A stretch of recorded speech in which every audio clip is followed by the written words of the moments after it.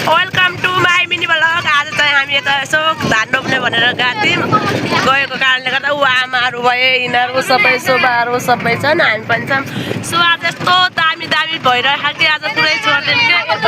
यता यता कमलहरू फुलेको छ है गाडीहरू।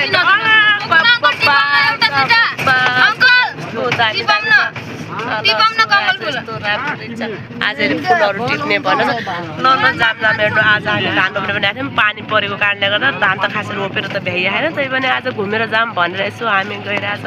सो कति रमाइलो छ हेर्नुहोस् त, आजको मौसम यति रमाइलो छ कि यति रमाइलो छ कि ल यता हेर्नुहोस् त, यो ताल यो बढाइया ताल हो यो। त्यसपछि तपाईँहरूले चिन्नु भएको छ कि छैन, हामी चाहिँ गाई चाहिँ अब के भनौँ र। अब यहाँदेखि बाटो अगाडि गइरहेछ।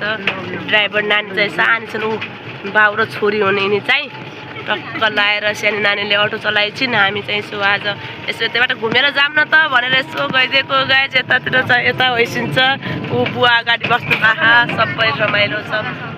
त्यसपछि सबै रमाइलो भयो।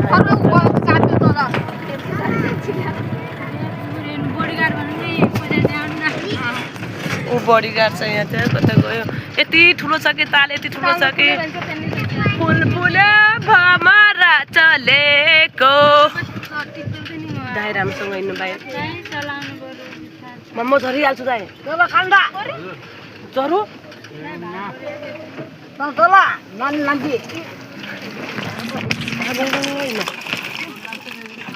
हट तलै आइगयो भने अरू कस्तो म वहीँ रहेको थिएँ भाइ धन्न।